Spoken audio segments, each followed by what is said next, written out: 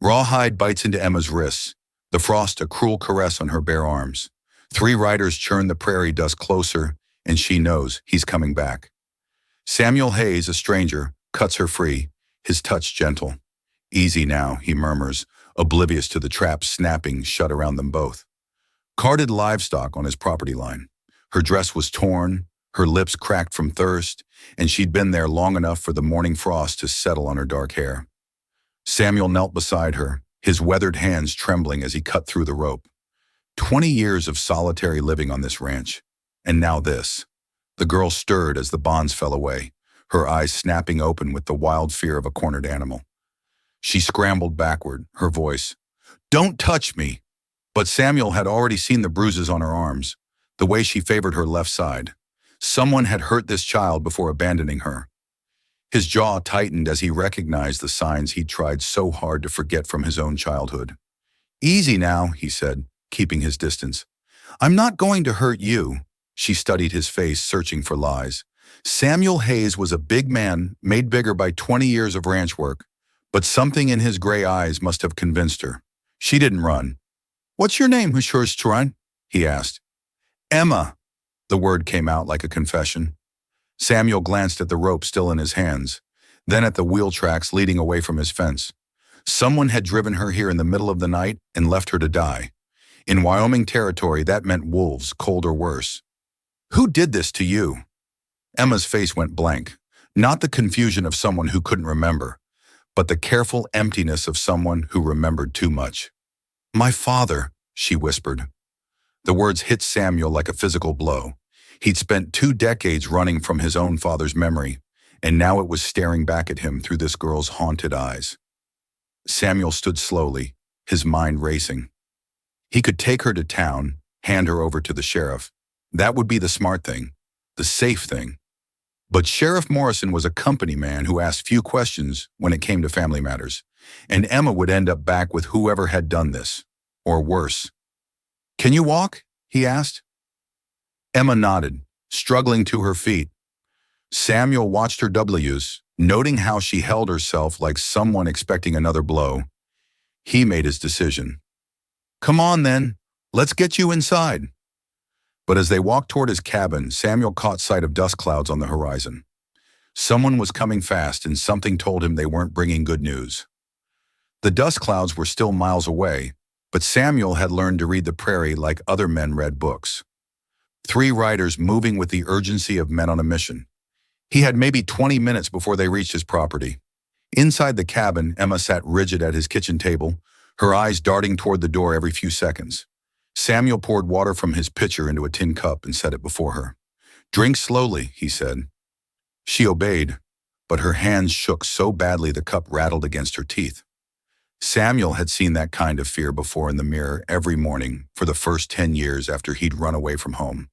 "Those riders coming," he said quietly. "They have anything to do with you?" Emma's cup froze halfway to her lips. The look that crossed her face told Samuel everything he needed to know. "He's coming back for me," she whispered. Samuel moved to the window, studying the approaching dust cloud. "Your father," he said, "I was payment for his debts." Emma's voice was barely audible, but then he changed his mind. "Said I wasn't worth enough, that I'd bring shame to whoever took me." The words hit Samuel like stones. He remembered his own father's voice, slurred with whiskey, explaining how children were burdens that smart men learn to shed. "So he tied you to my fence to die." Emma nodded, said the wolves would clean up his mistake. Samuel felt something cold settle in his chest. Not fear, but the familiar weight of a decision that would change everything. He'd spent 20 years avoiding exactly this kind of trouble, keeping his head down, his business to himself. But looking at Emma, seeing his own childhood written in her terrified eyes, he knew he was done running. "Well," he said, checking his rifle hanging above the fireplace, "looks like your father miscalculated." Emma stood up so fast her chair toppled backward. "You don't understand. He's not alone. He owes money to dangerous men, and they're coming with him." Samuel turned from the window. "How dangerous? The kind that burn farms and don't ask questions." The dust cloud was closer now. Samuel could make out individual riders. Three men riding hard, and one of them was leading a rope that dragged something behind his horse. Samuel's blood went cold. It was a message meant for him. They'd killed his cattle, dragged the carcass behind them as a warning.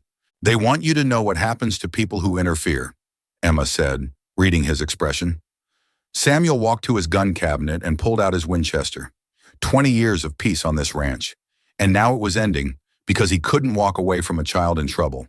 But as he loaded the rifle, Samuel realized something that surprised him. For the first time in 2 decades, he felt like himself again. "Emma," he said, his voice steady, "you know how to shoot?" She shook her head. "Then you're about to learn." The 3 riders stopped just outside rifle range, close enough for Samuel to see their faces, but far enough to avoid his bullets. Smart men, experienced in this kind of work. The man in the center was thick-set with graying hair and clothes that had seen too many saloons. That had to be Emma's father. The other 2 were younger, harder, with the cold eyes of men who killed for money. "Hayes," the older man shouted, "I know you got my daughter in there." Samuel stepped onto his porch, Winchester in hand. Emma was positioned at the back window with his old Colt, her hands steadier now that she had something to do besides fear. "She's not your daughter anymore," Samuel called back. "You forfeited that right when you tied her to a fence." The man's laugh was ugly. "That little belongs to me until I say different. Hand her over and we'll call it even." Samuel felt his finger tighten on the trigger, but he forced himself to stay calm. These weren't random drifters. They had the confidence of men backed by real power. "Who are you working for?" Samuel asked. One of the younger men answered. "Marcus Devlin sends his regards." Samuel's blood turned to ice. Every rancher within 100 miles knew that name. Devlin owned half the territory through fear and the other half through bullets. If Emma's father owed Devlin money, this wasn't just about a runaway girl anymore. "Devlin wants his property back," the man continued. "The girl was collateral on a debt. Her daddy here decided to dispose of the merchandise instead of paying up." Emma's father shifted uncomfortably in his saddle. "She ain't worth what he was asking. Damaged goods." "That's for Mr. Devlin to decide," the gunman said coldly. "But he's willing to be reasonable. Hand over the girl, and Hayes here can keep his ranch. Hell, he can even keep breathing." Samuel looked back toward the cabin window where Emma waited. She was 16 years old, and these men were talking about her like livestock. Collateral property, damaged goods, the same words his own father had used. "And if I refuse?" Samuel asked. The lead gunman smiled. "Well, then we take the girl anyway, and you become another tragic story about what happens to folks who interfere with Mr. Devlin's business." Samuel glanced at the dead cattle they dragged to his fence line. The message was clear. Devlin had resources, men, and a reputation that had kept this territory in line for 5 years. But as Samuel looked at those 3 riders, he realized something important. They were here talking instead of shooting. That meant Devlin wanted to avoid trouble, at least for now. "I need time to think," Samuel called out. "You got 1 hour," the gunman replied. "Then we come calling, and we won't be asking politely." As the riders pulled back to wait, Samuel felt Emma's presence behind him. "There's something else," she whispered. "Something I didn't tell you about Devlin." Samuel turned, and the look in her eyes told him everything was about to get much worse. Samuel closed the cabin door behind them, his mind racing. Whatever Emma was about to tell him, she didn't want those men outside to hear it. "Devlin isn't just collecting a debt," Emma said, her voice barely above a whisper. "He's my real father." The words hit Samuel like a physical blow. He sank into his chair, trying to process what she just revealed. "The man outside, the one who tied you to the fence, my stepfather Thomas Garrett. He married my mother when I was small, after Emma's voice broke after Devlin threw us out." Samuel felt pieces clicking into place, forming a picture he didn't want to see. "Devlin abandoned you and your mother. Worse, when I turned 16 last month, he decided he wanted me back. Not as a daughter." Emma's hands clenched into fists. "Thomas owed Devlin money from a poker game. Devlin offered to forgive the debt in exchange for me." Samuel's jaw tightened. He'd known men like Devlin during the war, powerful men who took whatever they wanted and called it business. But Thomas got scared.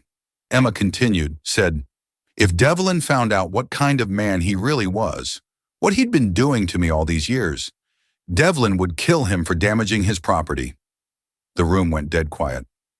Samuel understood now why Emma had that look in her eyes, why she flinched at sudden movements. Thomas Garrett wasn't just a coward who'd abandoned a child. He was a monster who'd been hurting her for years. So instead of facing Devlin's anger, he decided to let you die. Emma nodded. "Make it look like I ran away and got killed by wolves. Then he could tell Devlin I was already dead when the debt came due." Samuel stood up and walked to the window. The three riders were still waiting, but now he saw the situation differently. This wasn't just about protecting Emma from her stepfather. This was about keeping her away from a man who'd already thrown her away once, and now wanted to claim her for his own twisted purposes. "There's more," Emma said quietly. "Devlin doesn't know Thomas has been hurting me. If he finds out, he'll kill Thomas. But then he'll still take me." Samuel turned back to her. "And you'd rather die than go with either of them? Wouldn't you?" The question hung in the air between them. Samuel thought about his own father, about the beatings, the hunger, the constant fear. He'd run away at 17 and spent 20 years building a life where no one could hurt him. Now he was faced with a choice that would destroy that safety forever. "Emma," he said slowly, "there's something you should know about me, about why I understand what you're going through." She looked up at him, waiting. "My father sold me to a man named Crawford when I was 15, said I was payment for a gambling debt. I spent 2 years as that man's slave before I found the courage to run." Emma's eyes widened. She'd been looking for someone who understood, and she'd found him. "The scars on my back," Samuel continued, "they're from Crawford's whip. The reason I've lived alone for 20 years is because I swore no one would ever have power over me again." Outside, one of the riders shouted, "Time's almost up, Hayes." Samuel looked at Emma, seeing his own past reflected in her terrified eyes. He'd spent 2 decades running from men like Devlin and Crawford and Thomas Garrett. But Emma couldn't run. She was 16, alone, and had nowhere to go. "What are you thinking?" she whispered. Samuel picked up his rifle and checked the ammunition. "I'm thinking it's time I stopped running." Samuel stepped back onto his porch, rifle ready. The hour was up, and the 3 riders were already moving closer, their horses' hooves drumming against the hard-packed earth. "Time's up, Hayes," Thomas Garrett called out. "Hand over the girl and we'll ride out peaceful." "Can't do that," Samuel replied, his voice carrying across the distance between them. The lead gunman, a lean man with dead eyes, nudged his horse forward. "Then you've chosen poorly." But before anyone could draw iron, the sound of approaching horses echoed from the ridge behind Samuel's cabin. More riders, at least 6 of them, moving fast toward the confrontation. Thomas Garrett's face went white. He wasn't supposed to come himself. Samuel felt his blood chill as he recognized the man leading the new group. Marcus Devlin rode like a king, surveying his domain, flanked by armed men who'd earned their reputation with blood. Devlin was older than Samuel had expected, maybe 50, with silver hair and expensive clothes that looked out of place in the Wyoming wilderness. "Well, well," Devlin said as his horse stepped delicately around the dead cattle. "What do we have here?" Thomas Garrett's voice cracked. "Mr. Devlin, I can explain." "I'm sure you can, Thomas, but first I'd like to hear from Mr. Hayes." Devlin's pale eyes fixed on Samuel. "I understand you have something that belongs to me." Samuel kept his rifle aimed at the original 3 riders, but he was painfully aware of Devlin's men spreading out behind him. 9 against 1 were impossible odds. "Nothing here belongs to you," Samuel said. Devlin smiled, but there was no warmth in it. "I'm afraid you're mistaken. You see, Thomas here owes me a considerable sum of money, and the collateral for that debt is currently hiding in your cabin." "Emma's not collateral. She's a human being." "Emma," Devlin's voice sharpened. "Is that what she's calling herself now?" The way he said it made Samuel's skin crawl.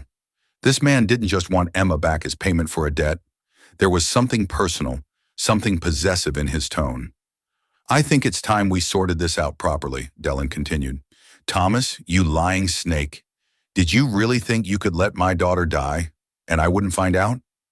The words hit like a thunderclap. Devlin knew Emma was his daughter. Had always known. Thomas Garrett's horse danced nervously. "She ain't worth the trouble, Mr. Devlin. I was doing you a favor." Devlin's gun appeared in his hand so fast Samuel barely saw the draw. The shot echoed across the prairie, and Thomas Garrett toppled from his saddle, clutching his shoulder. "Nobody asked you to think, Thomas." Samuel's mind raced. Devlin had just shot Emma's stepfather for trying to kill her, but the cold calculation in the man's eyes said, "This wasn't mercy. This was ownership." "Now then," Devlin said, holstering his weapon, "let's discuss this like civilized men. I want my daughter back, Mr. Hayes, and I'm prepared to be generous." From inside the cabin, Samuel heard the sharp crack of breaking glass. Emma was running. The sound of Emma crashing through the back window sent every man reaching for their guns. Samuel spun toward the cabin, torn between protecting Emma's escape and facing 9 armed men. "Find her!" Devlin roared. 3 of his riders immediately spurred their horses around the cabin. Samuel made his choice. He dove off the porch as bullets splintered the wood where he'd been standing, rolling behind the water trough as lead whistled overhead. His rifle cracked twice, dropping one of Devlin's men and sending another tumbling from his saddle. But the odds were still impossible. "Enough!" Devlin's voice cut through the gunfire. "I want her alive, you idiots!" The shooting stopped, leaving only the sound of wounded men groaning and horses stamping nervously. Samuel pressed himself against the water trough, calculating his chances. 7 men left, counting Devlin. His rifle held 3 more rounds. "Hayes!" Devlin called out. "This is pointless. She can't outrun horses, and there's nowhere to hide on this prairie. Surrender now and I'll let you live." Samuel risked a glance around the trough. 2 of Devlin's men had dismounted and were flanking him from both sides. In minutes, they'd have him caught in a crossfire. "What do you want with her?" Samuel shouted back. "She's my blood, my responsibility." Devlin's voice carried the absolute certainty of a man who'd never been denied. "I made a mistake 16 years ago, letting her mother take her away. I won't make that mistake again." Samuel heard horses thundering back toward the cabin. The riders chasing Emma were returning, which meant either they'd caught her or lost her trail. "Boss," one of them called out, "she's holed up in the rocks behind the ridge, but she's got a gun and she knows how to use it." Relief flooded through Samuel. Emma had made it to the rocky outcropping where he taught himself to shoot 20 years ago. It was good cover with clear sight lines in all directions. She could hold out there for hours. "Stubborn girl," Devlin muttered. Just like her mother, Samuel saw his opportunity. While Devlin was distracted, he sprinted from behind the trough toward his cabin, bullets chasing him across the open ground. He made it to the corner and pressed his back against the logs, breathing hard. "You're only delaying the inevitable." "Hayes," Devlin called out, "I have 20 more men an hour's ride from here. When they arrive, this ends badly for everyone." Samuel believed him. Devlin had the resources to turn this into a siege, and eventually Emma would run out of ammunition or water. But something in the man's voice suggested he didn't want to wait that long. "Why not just let her go?" Samuel shouted. "You threw her away once. Why is she so important now?" The silence stretched long enough that Samuel wondered if he'd pushed too far. When Devlin finally answered, his voice carried a weight that explained everything. "Because she's the only family I have left, and because 16 years ago, I let pride keep me from claiming what was mine." The words turned darker. "I won't make that mistake twice." Samuel felt sick. This wasn't about debt or business. This was about a man who'd spent 16 years regretting his choice to abandon his daughter, and now he wanted to own her completely. From the rocks behind the ridge, Emma's rifle cracked once. A man cursed, and Samuel heard the distinctive sound of someone hitting the ground hard. 8 men left. But as Samuel peered around the cabin corner, he saw Devlin pulling something from his saddlebags that made his blood run cold.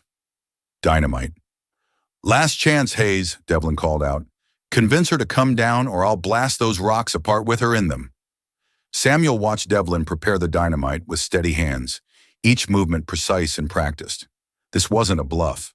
The man would blow Emma apart rather than lose her again.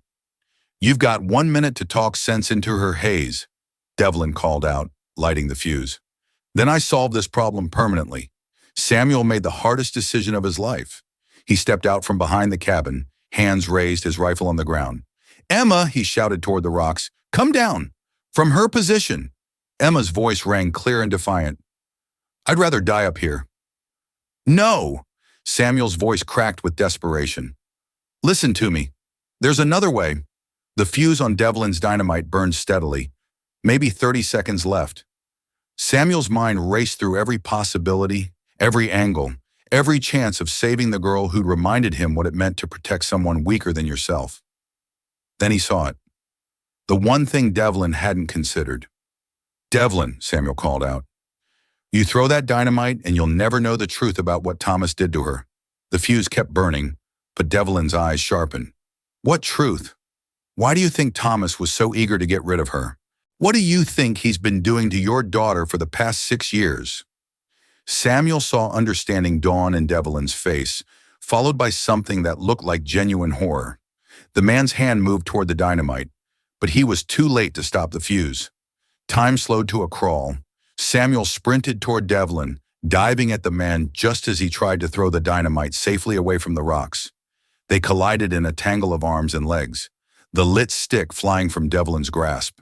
The explosion shook the earth, but it detonated harmlessly in the open prairie, sending dirt and debris raining down on everyone. When the dust settled, Samuel found himself staring down the barrel of Devlin's Colt. But the man's eyes weren't on him anymore. They were fixed on Thomas Garrett, who was crawling away through the dirt, clutching his wounded shoulder. "Thomas," Devlin said, his voice deadly quiet. "Come here." What followed was swift and brutal.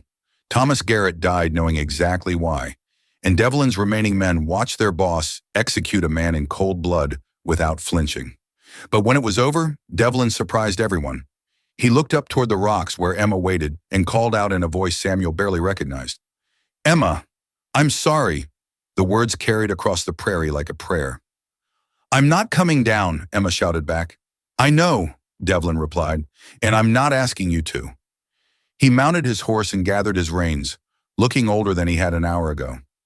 "Hayes," he said quietly, "she's not safe as long as I'm alive. Men like me don't change." He paused. "But men like you do." He reached into his coat and pulled out a thick envelope, tossing it to Samuel. "There's enough money there to take her far from here. Start over somewhere. I'll never find you."